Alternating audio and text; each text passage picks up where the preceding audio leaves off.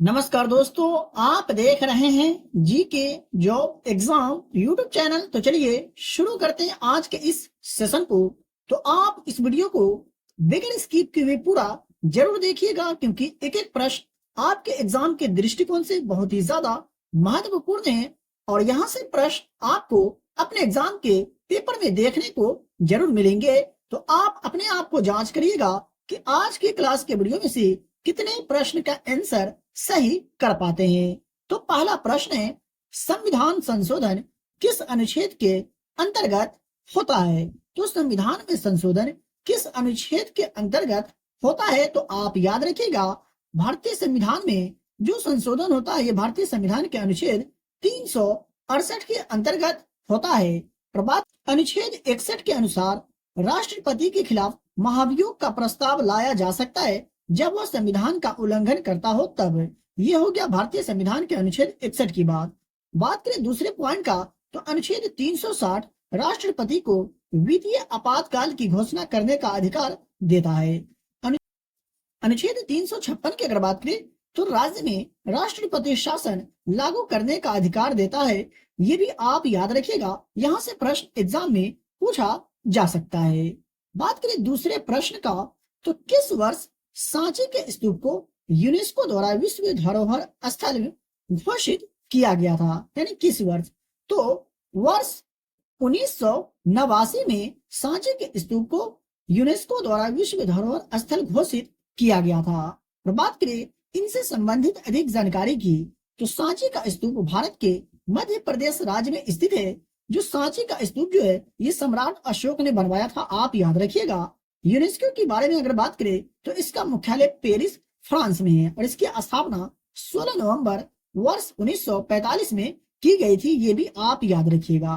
बात कर ले अगला प्रश्न का, तो 3 नंबर प्रश्न है, हड़प्पा की खुदाई के समय पुरातात्विक विभाग के महानिदेशक कौन थे? तो हड़प्पा की खुदाई के समय पुरातात्विक विभाग के महानिदेशक निम्नलिखित में से कौन थे? तो सर जॉन मार्शल जो थे, ये हड़प्पा की खुदाई के समय पुरातात्विक विभाग के महानिदेशक थे, आप याद रखिएगा। ठीक है, देख लेते हैं अगला प्रश्न को।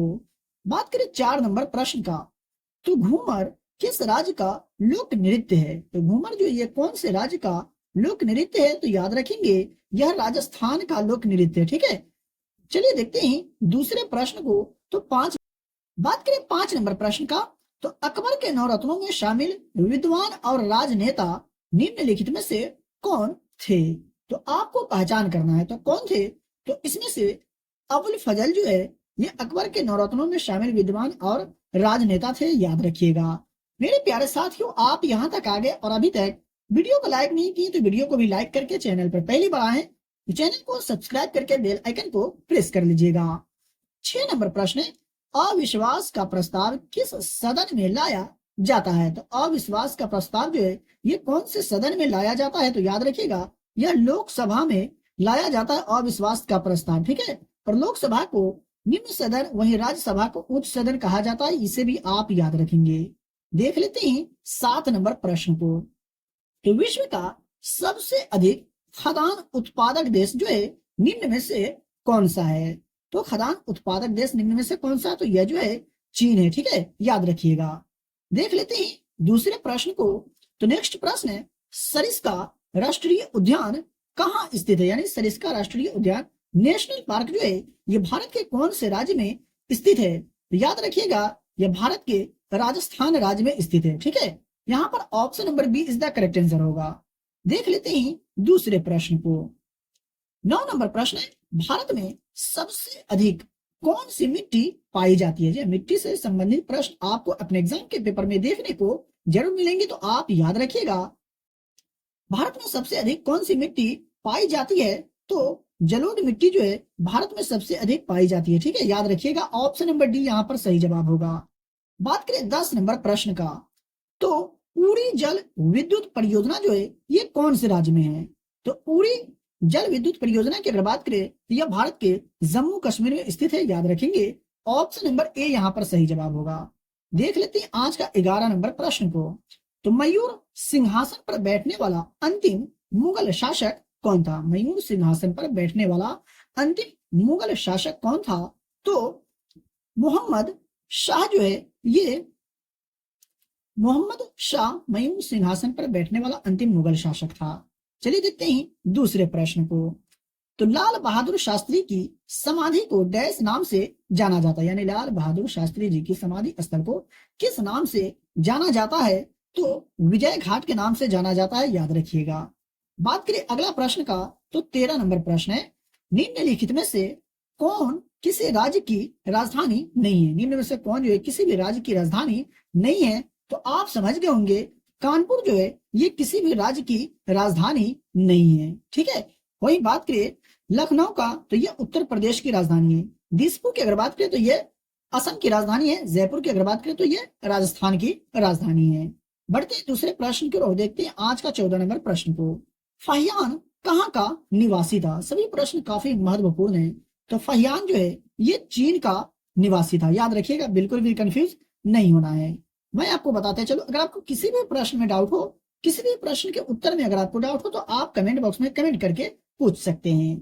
15 नंबर प्रश्न है, निम्नलिखित में से कौन दो राज्यों की राजधानी है? आपको बिल्कुल भी कंफ्यूज नहीं होना है। निम्न में से कौन जो है दो राज्यों की राजधानी है, ये आपको पहचान करना है। तो अगर आपने चुना है ऑप्शन नंबर सी, तो बिल्कुल सही जवाब है। चंडीगढ़ जो है ये दो राज्यों की राजधानी है। अब कौन से दो राज्यों की राजधानी है, आपको अगर मालूम हो तो कमेंट बॉक्स में कमेंट करके जरूर बताइएगा। बात करें 16 नंबर प्रश्न का, तो बराबर की गुफाएं बिहार के किस जिला में स्थित है? जी हाँ, बराबर की गुफाएं जो बिहार के कौन से जिला में स्थित है? तो आपको याद रखना है यह जो है जहानाबाद में स्थित है, ठीक है, याद रखिएगा। ऑप्शन नंबर डी यहाँ पर सही जवाब होगा।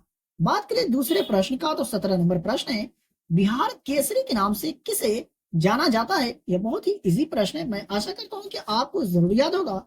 नहीं याद है तो आप याद रखिएगा, श्री कृष्ण सिंह को बिहार केसरी के नाम से जाना जाता है, जो बिहार के प्रथम मुख्यमंत्री थे। बात करें जयप्रकाश नारायण जी का, तो इन्हें लोकनायक के नाम से जाना जाता है। चलिए देखते हैं अगला प्रश्न को। तो आज का 18 नंबर प्रश्न है, भारत का कौन सा राज्य कपास का सबसे बड़ा उत्पादक है? भारत का वो कौन सा राज्य है जो कपास का सबसे बड़ा उत्पादक राज्य है? तो यह जो है कौन सा राज्य है? तो गुजरात राज्य जो है ये कपास का सबसे बड़ा उत्पादक राज्य है भारत का, ठीक है। देख लेते हैं दूसरे प्रश्न को। तो 19 नंबर प्रश्न है, भारत के किस तट पर जवाहरलाल नेहरू बंदरगाह स्थित है? जी भारत के कौन से तट पर जवाहरलाल नेहरू बंदरगाह जो है स्थित है? तो ये कौन से तट पर है? तो पश्चिमी तट पर है, याद रखिएगा, ठीक है। देख लेते हैं 20 नंबर प्रश्न को।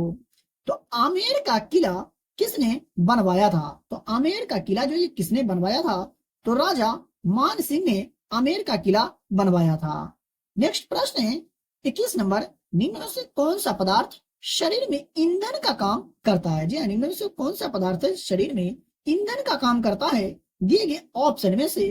तो कार्बोहाइड्रेट जो है ये शरीर में ईंधन का काम करता है, याद रखिएगा।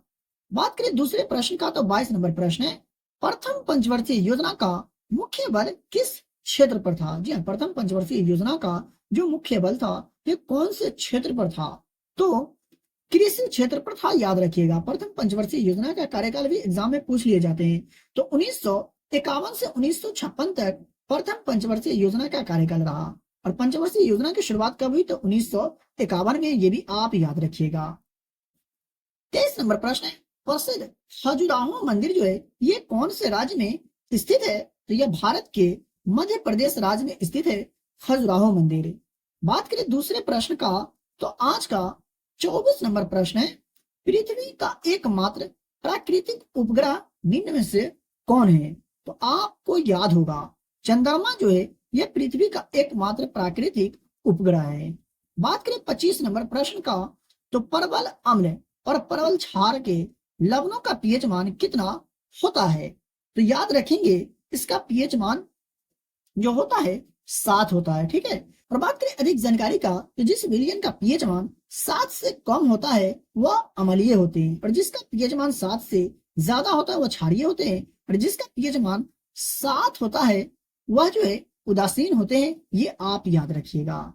बात करें 26 नंबर प्रश्न का, तो सर सीवी रमन को भौतिकी के क्षेत्र में वर्ष 1930 में कौन सा पुरस्कार से सम्मानित किया गया था? तो इन्हें वर्ष 1930 में नोबेल पुरस्कार से सम्मानित किया गया था। तो यहाँ पर ऑप्शन नंबर ए सही जवाब होगा।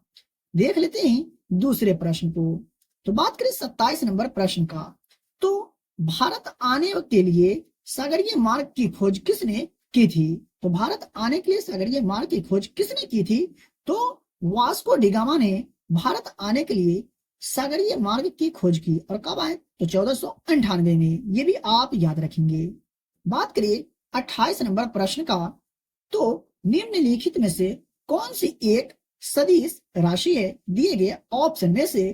तो आपको कंफ्यूज नहीं होना है।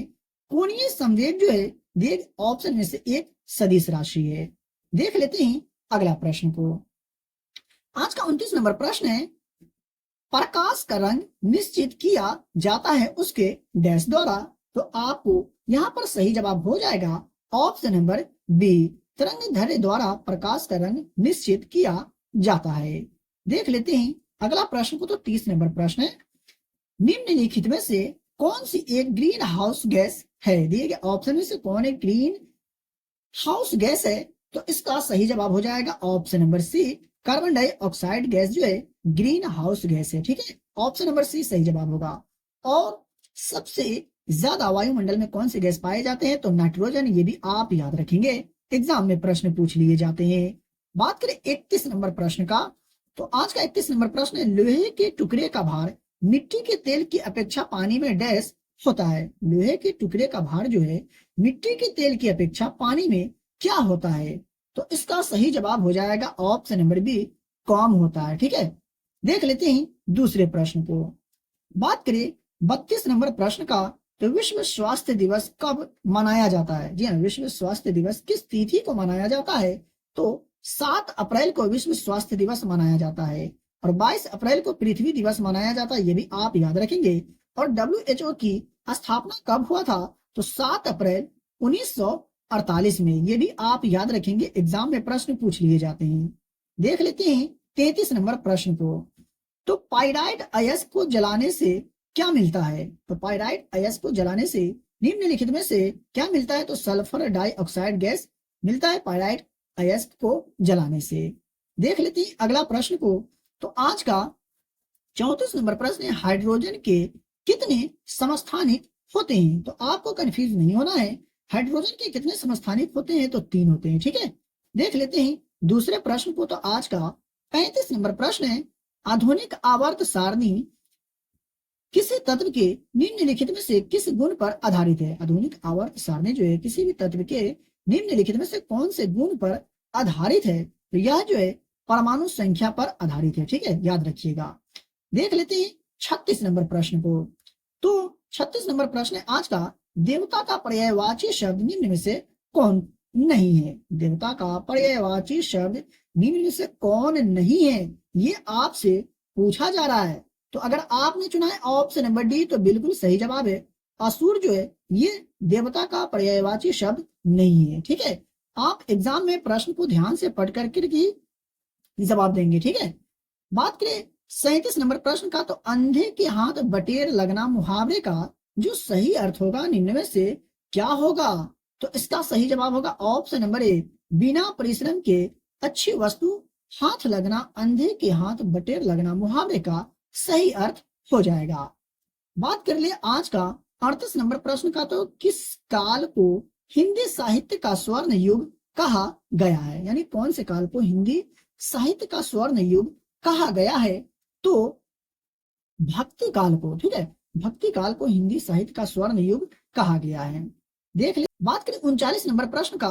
तो लोकप्रिय शब्द में कौन सा समास है? लोकप्रिय शब्द में निम्न में से कौन सा समास है, ये आपको पहचान करना है। तो अगर आपने चुना है ऑप्शन नंबर सी, तो बिल्कुल सही जवाब है, तत्पुरुष समास है। ठीक है, देख लेते हैं दूसरे प्रश्न को। तो 40 नंबर प्रश्न है आज का, आकर्षण का विलोम शब्द डैश होता है। यानी आकर्षण का विलोम शब्द जो होता है निम्नलिखित में से क्या होगा? तो विकर्षण जो है ये आकर्षण का विलोम शब्द होता है।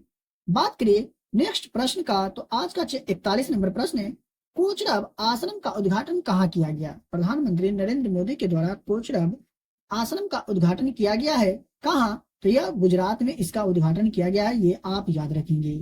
बात करें आज का 42 नंबर प्रश्न का, तो खिलाड़ी सुशीला चानू का संबंध जो है ये कौन से राज्य से है? इस तरह से भी आपको प्रश्न आपको अपने एग्जाम में देखने को मिलेंगे।